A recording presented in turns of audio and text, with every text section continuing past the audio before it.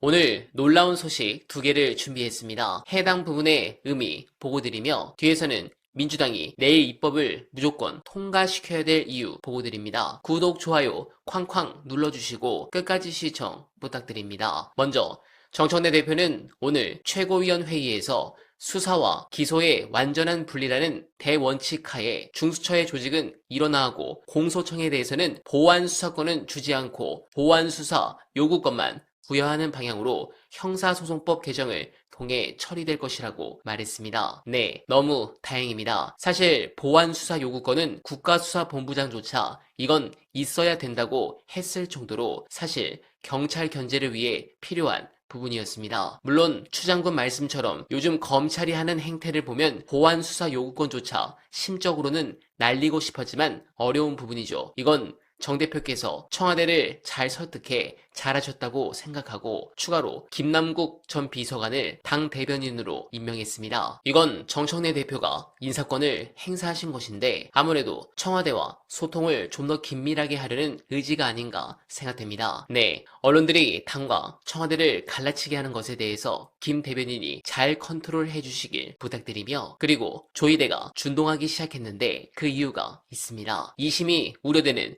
결정적 이유, 지난 주말 가장 화제가 된 분서 끝까지 들어주시고 여러분들의 생각 댓글로 부탁드립니다.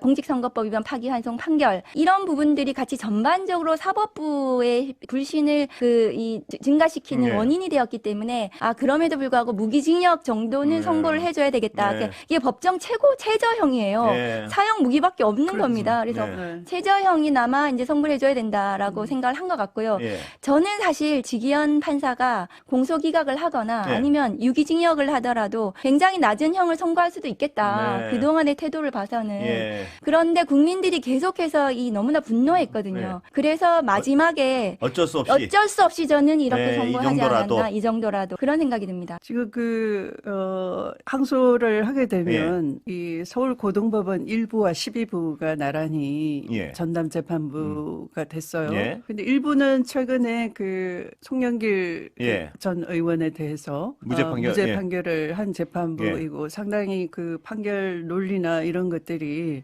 국민 설득을 할 수 있는 그런 예. 논리 전개를 하는 반면에 12부는 굉장히 좀 이상한 판결이 좀 그래요? 있었어요. 예. 그래서 저는 박은정 우리 네. 의원께서 말씀하신 것처럼 지금 그 국민 압박이 거세니까 예. 이 사법 개혁을 촉발시킨 지기현 재판부에 대해서 국민들이 불만을 계속 얘기하고 사법 불신을 얘기하기 예. 때문에 이미 판결은 허술하게 논리 모순이 가득 찬 네. 국민들이 다 알고 있는 그런 사실마저도 판단을 네. 하지 않거나 판단을 회피하거나 고의적인 사실 오인을 예. 하고 빼먹기도 하고요. 네.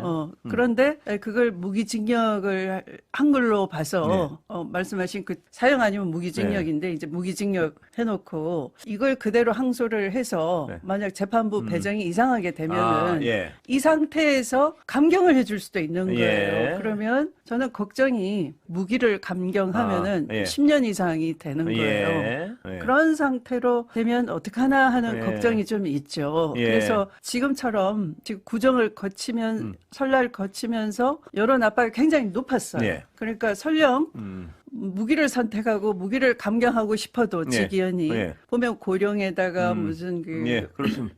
뭐 공직을 예. 오래 수행하고 네, 있고 네. 그런 이게 부분이 그 있습니다. 우발적으로 예. 일어났다는 식으로 또 야당 탓이다, 예. 국회 탓이다, 정치 갈등이 폭증했다, 뭐 이런 식으로 앞에 써놓고 이게 약한 형을 선고하려고 했다가 예. 눈치를 슬그머니 보고 그렇게까지 의심하는군요. 네, 감경은 차마 못하고 예. 그냥 이 최저형 무기를 선택한 거 아닌가 예. 싶은데 예. 네.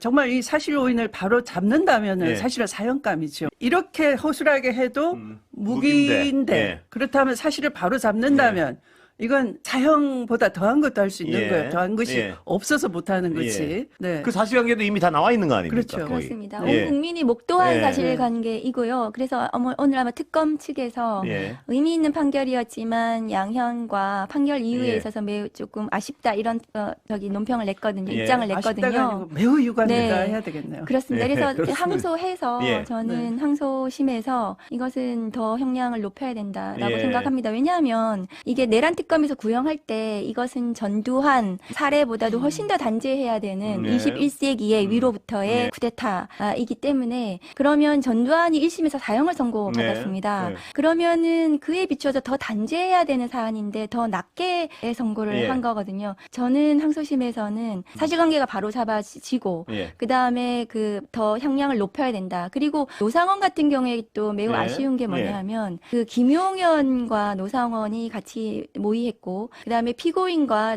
김용현, 그러니까 피고인 윤석열과 예. 피고인 김용현이 같이 모의했으면 해 3인이 전체적으로 공모해서 이 내란을 기획한 건데 예. 그러면은 이 내란의 중요임무 종사로 노상원을 인정했으면 김용현에 육박하는 정도의 선고형이 나와야 예. 되는 거거든요. 근데 예. 노상원에 대해서는 굉장히 낮은 형을 선고했던 네. 것이 매우 아쉬운 부분입니다. 네, 공감합니다. 그리고 내일 민주당은 절대 후퇴하지 말고 입법을 처리해야 합니다. 요즘 지지자들 사이에서 이재명 대통령 임기 연장하자, 개헌하자는 이야기들이 심심치 않게 나옵니다. 오죽 일을 시원시원하게 잘하면 그런 말씀들을 하시겠습니까? 그 마음 저도 10분 이해합니다. 사실 저는 애민 정신을 갖고 있는 훌륭하고 현명한 리더가 장기 집권을 하는 정치 제도가 가장 이상적이라고 보지만 중간중간에 두창이 같은 애들이 나오니 민주주의를 현재 대부분의 국가가 쓰는 것이라 봅니다. 즉 지금 현재 임기 연장에 에너지를 쏟는 건 전략적 낭비입니다. 저는 오히려 정권 재창출을 외치며 지금은 최대한